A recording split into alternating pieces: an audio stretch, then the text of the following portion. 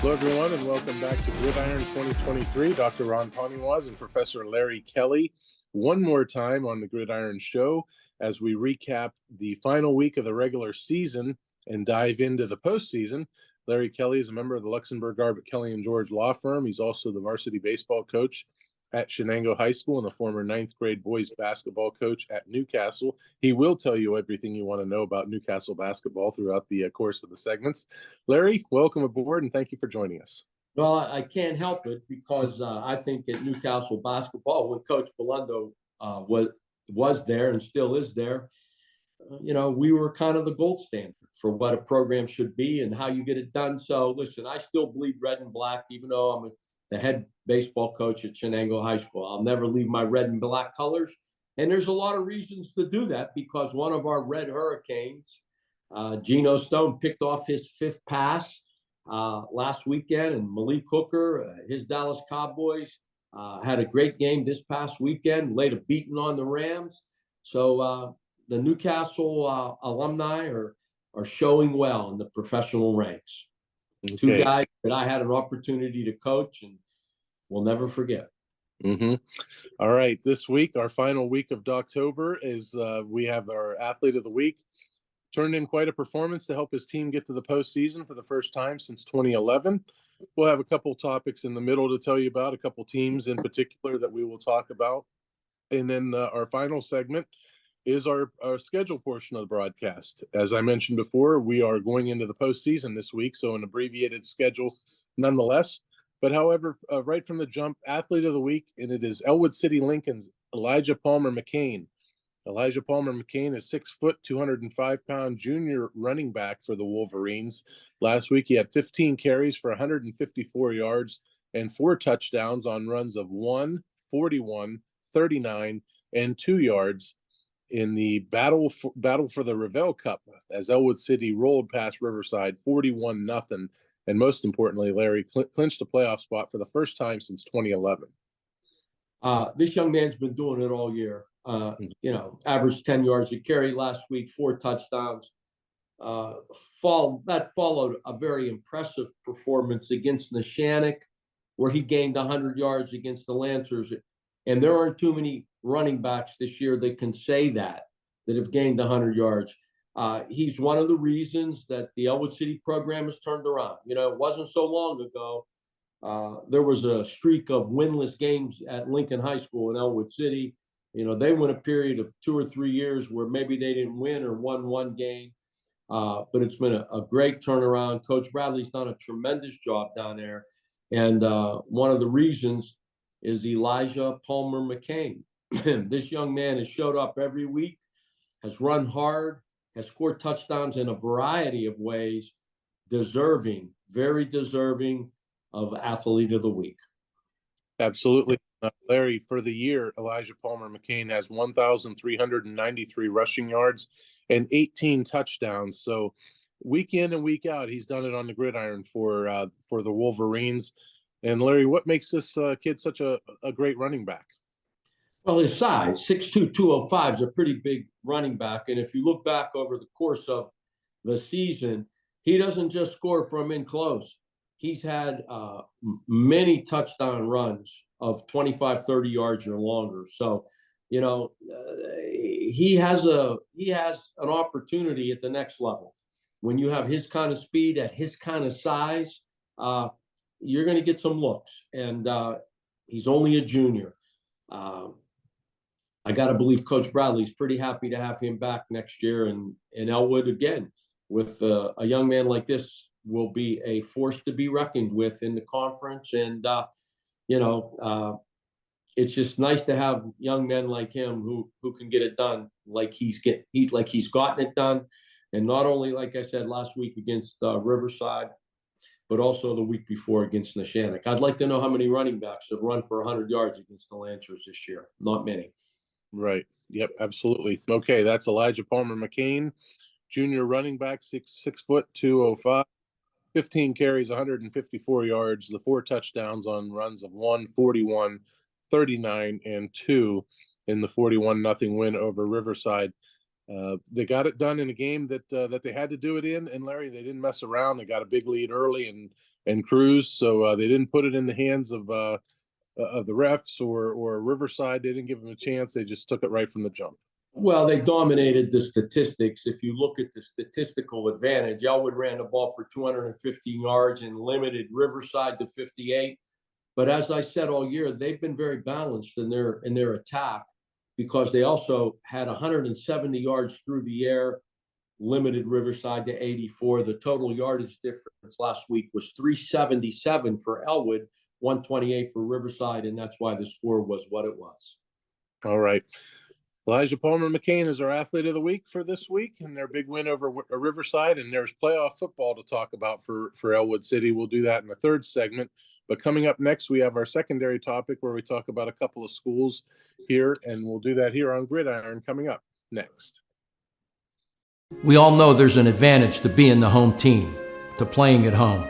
And at LGKG, we have been your home team for over 90 years. We're more than just a law firm. We're your friends, your neighbors, an advocate when life takes an unexpected turn. We're not just lawyers that practice law. We live in this community, just like you.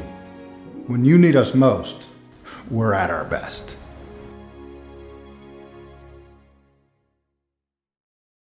We believe that we've earned the #1 spot in the WPIAL playoffs. Hi, baby. We believe we've earned that spot. And if you look at it, we're the only team in the WPIAL AA that hasn't lost to a WPIAL opponent. We lost to a AAA Sharon team, which was week 0, which was like a scrimmage for us, and we've run the table, so we deserve the #1 seed. We're back with you here on Gridiron to talk a couple of teams here. First off, let's talk District 10. District 10 playoff pairings were released Sunday. The WPIAL pairings were released Saturday. And on Sunday, Wilmington, which finished the regular season at 4-5, they're going to have what boils down to a 2-week break, Larry. Their last game on the Gridiron was a 58-28 loss to Grove City. They were idle last week as they did not schedule a game for week 10. And then idle this week as the 8-team bracket in Class 2A was whittled down to 4 as 4 teams opted out. So Wilmington automatically goes into the semifinals in District 10. To me, that's not very ideal to have 2 weeks off in a sport like football. It's not like basketball where you can just call a school and say, hey, let's have a scrimmage. A lot different in football. You know, I having never coached football, I can't be specific about it, but there's probably some good and bad with it. By the end of the year, Ronnie, you're beat up. You're beat up. Your team has a lot of bumps and bruises. And, you need time to heal up. And look, let's be honest. This isn't a typical Wilmington Greyhound year. They haven't lost 5 games in a season for as long as I can remember. And now they got to play Farrell in the opening round. Maybe this will give the coaches a little extra time to study the film on Farrell, to pick up their tendencies, to study the film on themselves, to see where they can tighten things up. Under normal circumstances, I wouldn't want 2 weeks off. But in this circumstance, I think it could only help Wilmington. You have a good memory, Larry, because they lost 6 games last year in the regular season. Maybe I don't. But when I think of Wilmington Greyhound football, I think of state championship games and district champions. I mean, their success rate over the last 5-6 years has been, well, they were the gold standard of football in Lawrence County for 5-6 years in a row. So if you go talk to that coaching staff, they're not real happy about 4-5.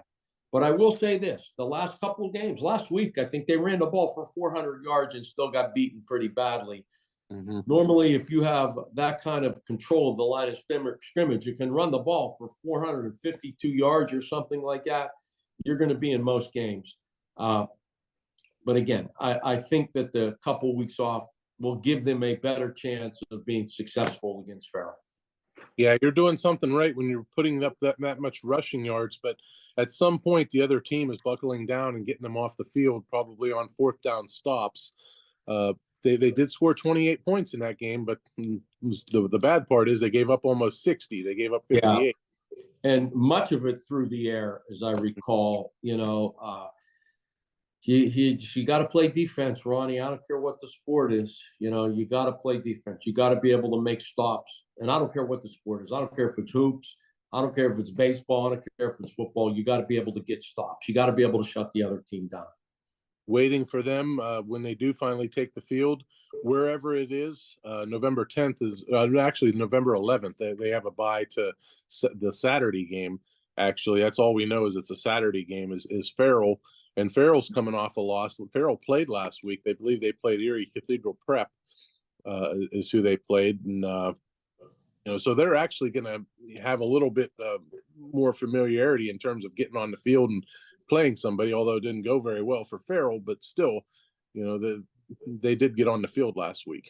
Well, Erie Prep's a 6A school and Farrell's a 2A school. So there's a little advantage there in Erie Prep. They only recruit kids from about 3 different states. So I'm not worried about Farrell. They're pretty good. And like I said, Wilmington's going to have their hands full, and maybe the extra time off will give them a little advantage to study film and try to come up with a few ways to put a stop to what is a very potent Farrell offense. Let's go to Neshannock in the WPIAL. They finished the year 9-1. It's pretty much a distant memory how they started the year, going to Sharon Saturday night and losing 26-0. And here they are, 9 games in a row, 9 wins in a row. They had a nice performance against Mohawk. All the chips were on the table, winner take all type of game, and they beat Mohawk 13-7. I'm sure you could have envisioned any way of that game going, high scoring, low scoring, and it ended up being 13-7. Let me tell you something. I didn't envision this. I didn't envision 13-7, but if you look at the statistics, Neshannock dominated this game. They had 15 first downs to Mohawk 6. They ran the ball for 219 and held Mohawk to 64. What was even more amazing is that they held Mohawk to 65 yards through the air. Yeah. Nobody's done that all year. Coach Mangino, I talked to him today. He said that Neshannock ran 61 plays to Mohawk's 31 or something. Wow. It was 2-1. And he thought that from a defensive standpoint that the Lancers played a perfect defensive game, very disciplined in what they were doing, because they knew they had to contain Jay Rona, and they were able to do that. Actually, they were able to force 3 interceptions. So the score 13-7 was really closer than what the statistics in the game would lead you to believe, because Neshannock dominated that game statistically and dominated the line of scrimmage. To quote Coach Mangino, they played a perfect game defensively. And once again, Gino Mazzacca, 2 touchdown runs, 27 yards and 17 yards. And I don't think those were called runs. I think they were pretty much broken plays. When the play breaks down, he takes off and does some great things with the football. So that was a big win, 2 good games. I don't think Mohawk's done by any stretch of the imagination. These 2 teams may meet again. Right. Yeah, you never know. They are on the same side of the bracket. So if they do meet again, it would be for a berth in the WPIAL championship game, certainly. However, Neshannock did not get a number 1 seed. They got a 2 seed. I was a little surprised by that, but Steel Valley's pretty good. However, Neshannock did get a bye, so it's kind of like there's your parting gift. You good with a bye? You like that at this time? I do. At the end of the year in a football game, a 1-week bye, I think helps you. It helps you heal up. Again, it helps you study some film of who your anticipated opponent may be, and they may play Beaver Falls. I mean, if Beaver Falls wins, it'll be those 2 teams again. That was a pretty good game the last time those 2 teams played.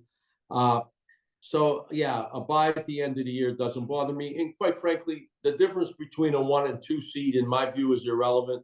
It really is. There's no home field advantage. It's not like baseball where one of the higher seed will be the home team. There's a little advantage to that. So, if you're a 1 or a 2, I see little difference in that. Yeah.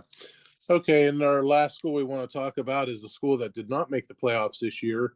Newcastle. Looked like Newcastle was going to close the year on a 2-game winning streak and go into the offseason on a pretty good high note. Instead, Blackhawk had other ideas, and maybe the referees did as well, as Newcastle lost that game late. Newcastle led the entire game. Didn't look like they were in any real danger. Blackhawks scored a touchdown to make it 14-12 and went for 2 to try to tie the game. They did not make it.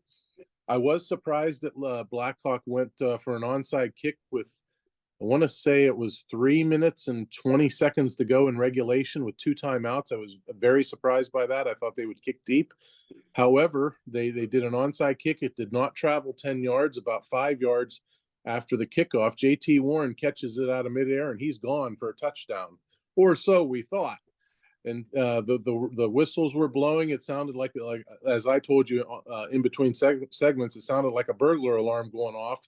There were so many whistles, and I thought, there ain't no way they're stopping this play. There is no way in hell that this play is getting stopped. Yeah, it did.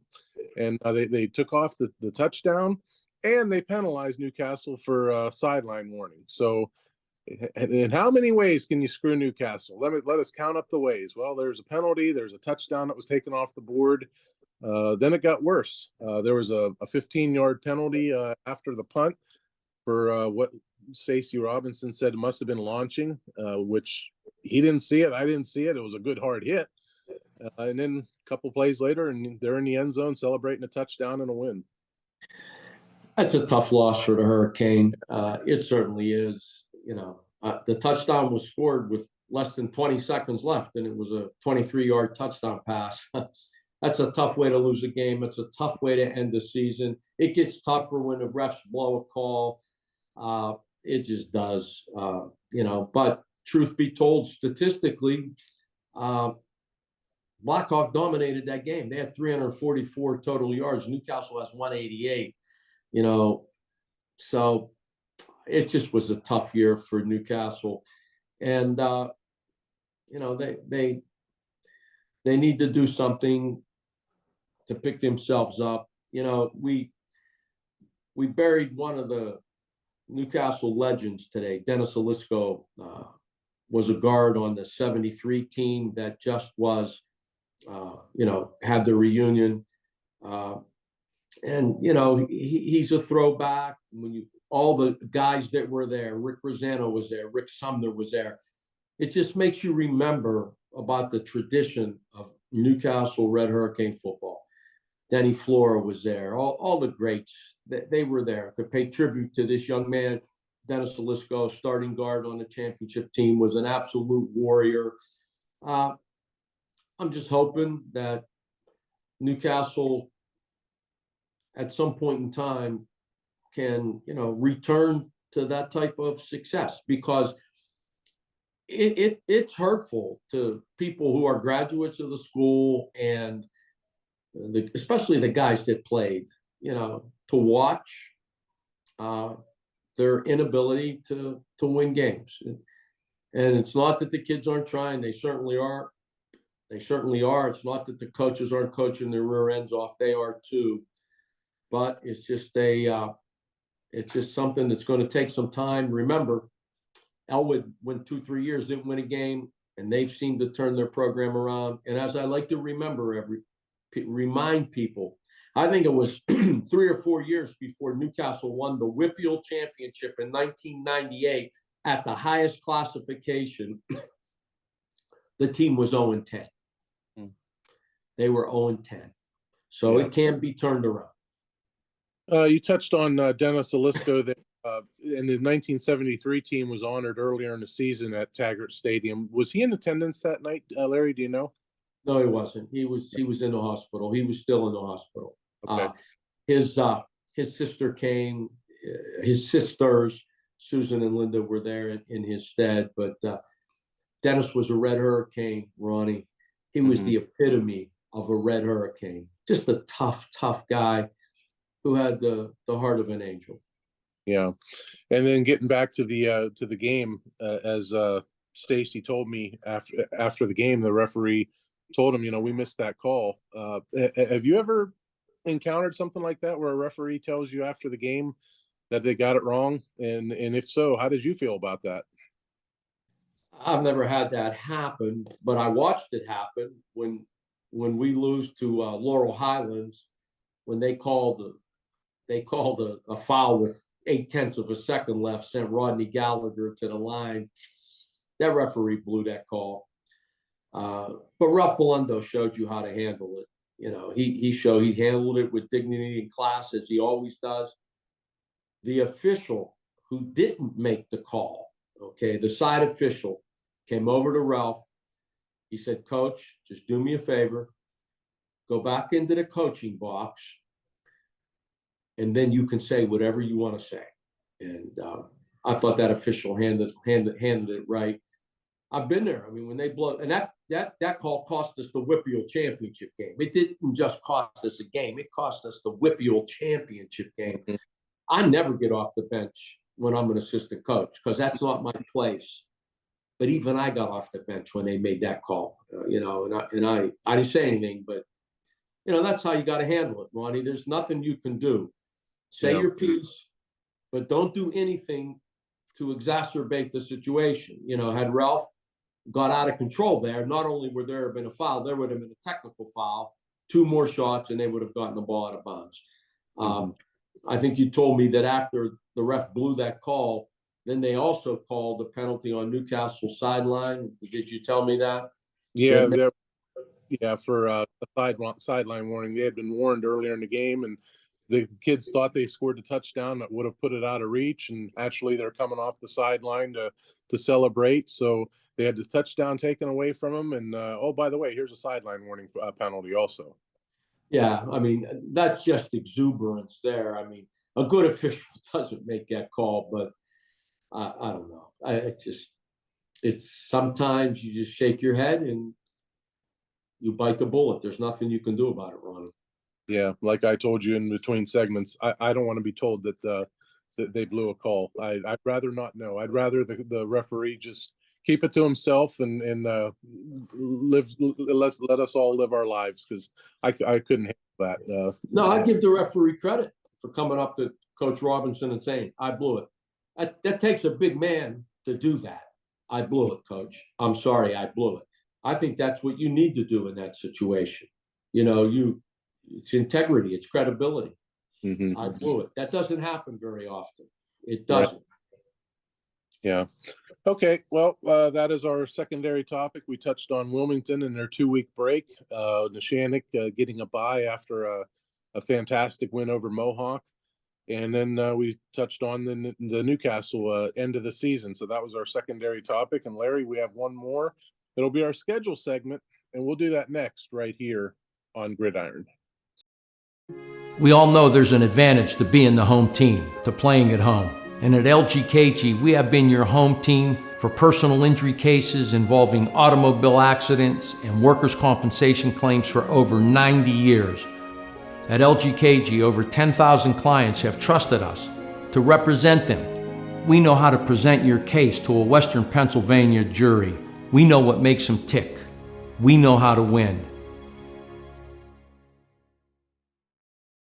One final time here in October, the Doctober segments of Gridiron here, Larry.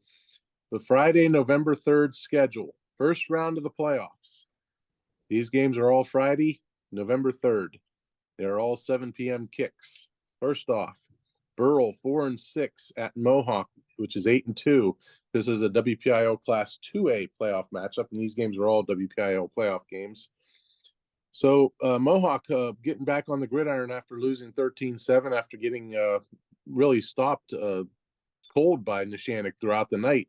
That 13-7 game, Larry. Jay Rona has 30 touchdown passes, 9 interceptions, and 1,831 yards passing on the season.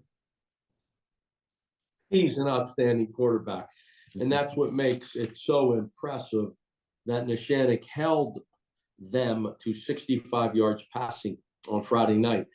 That hasn't happened all year. And it's my understanding that the first play of the game went for about 40 yards.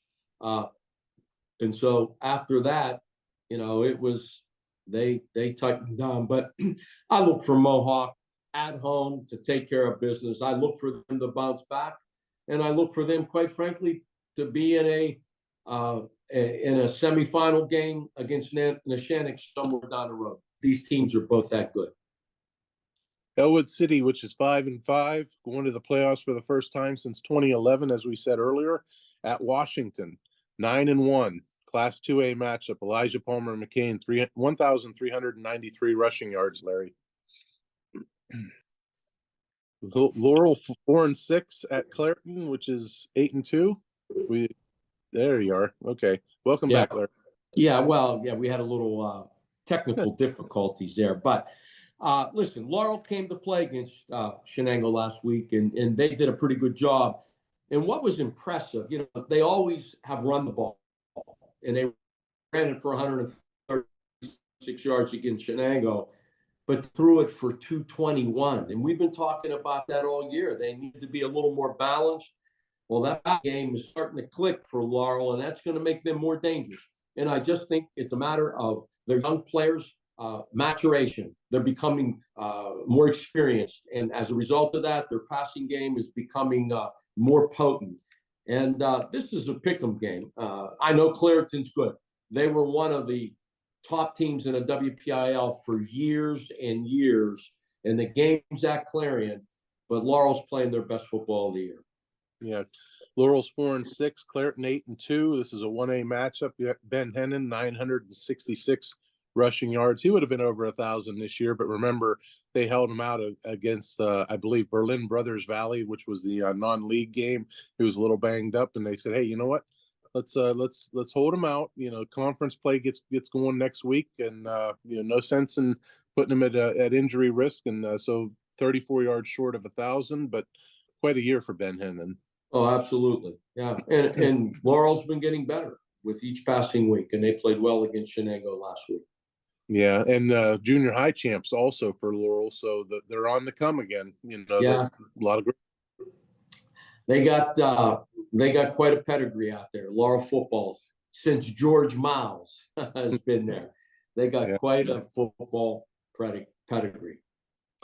Okay, and now we have Burgettstown at Union, and Union finishes the year at 8-2. I didn't have Burgettstown record written down, but this is a Class 1A matchup. Braylon Thomas, 24 touchdown passes. He's had quite a season under center for the Scotties. He's a special player, both with his arm and with his legs, and they got a few special players out there. Mike Gunn. Those young men can play, but listen, Burgettstown, those farm boys are tough. We've played them a few years in baseball.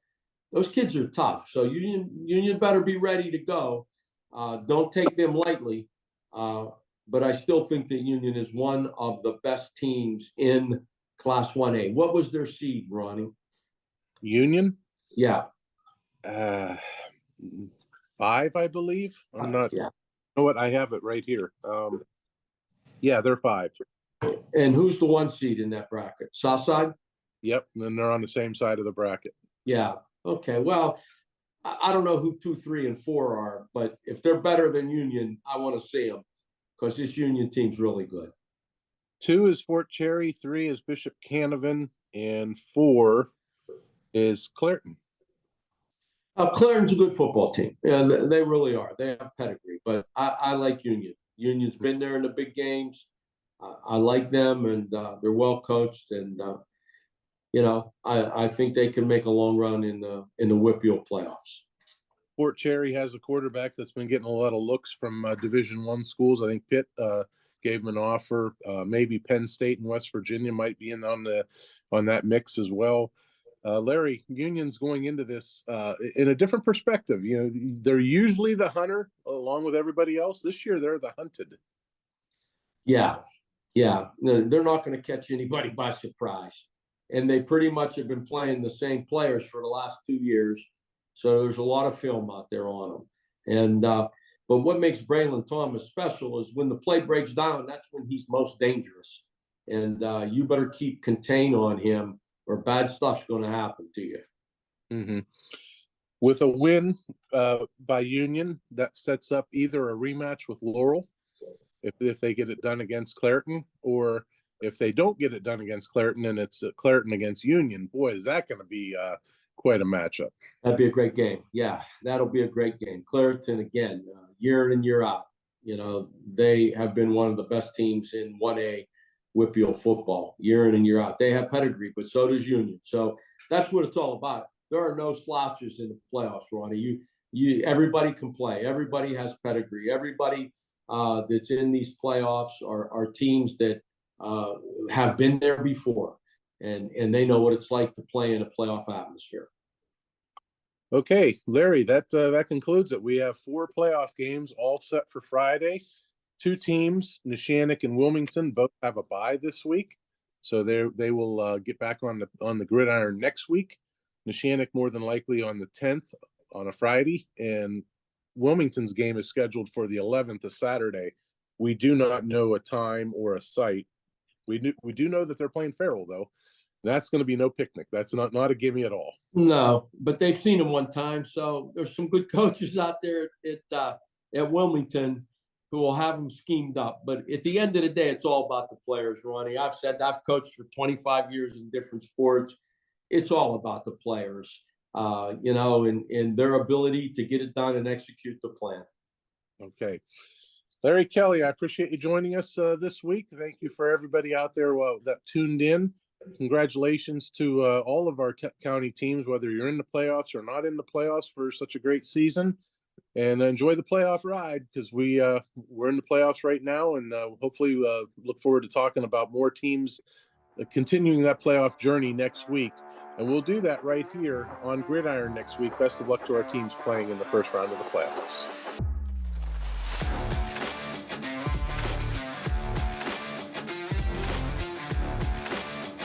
Cody Patterson, Newcastle News Sports reporter. I'm reporting live from the 50-yard line here at Neshannock High School. The Lancers are your MAC champions. They held on to defeat the Mohawk Warriors 13-7. It was quite a game.